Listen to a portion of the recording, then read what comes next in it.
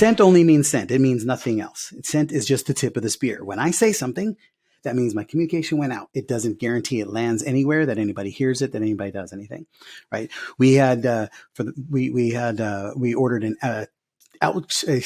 deliver.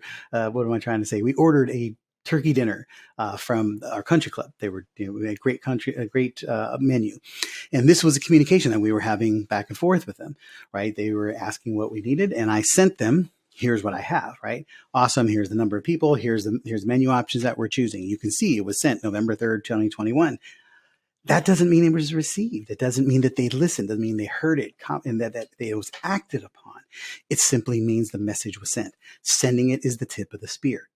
Okay. They sent us actually a confirmation email to let us know that it was all in place and happening.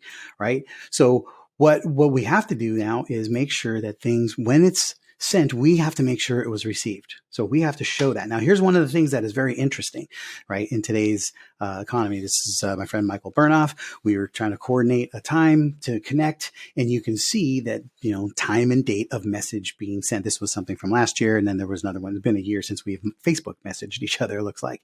But I sent something to him. He sent something, and then assumed that I got it. Now, here's the thing. Just because it was received, there was a message. It shows that it was sent, and on his end, it shows that it was received at what time and date, because my messenger chat was open.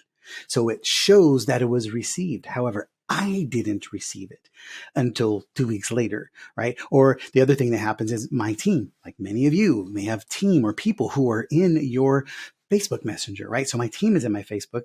So they see stuff and then they'll put it on my calendar or they'll highlight it or tell me. But just because it was received did not mean that it went to my ears or my eyes. It just meant that it was received through whatever mechanism.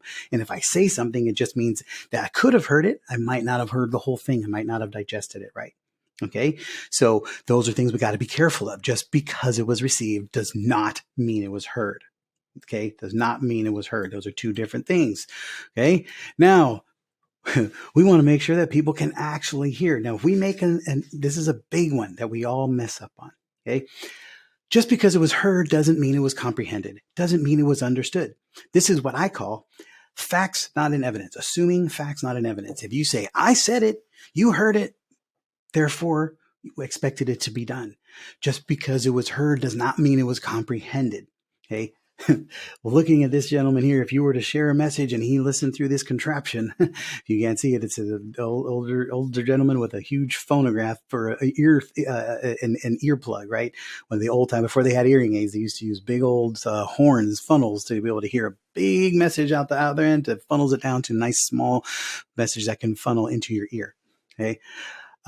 You can never assume that person is going to actually understand everything they heard, because they may not have even heard it correctly. Right? So when you assume that because you said it, they heard it, or that because they heard it, they understood it, then you are assuming facts, not in evidence. And that's a dangerous way to go, because now you're making all kinds of assumptions that what you're saying is being delivered, landed, and acted upon.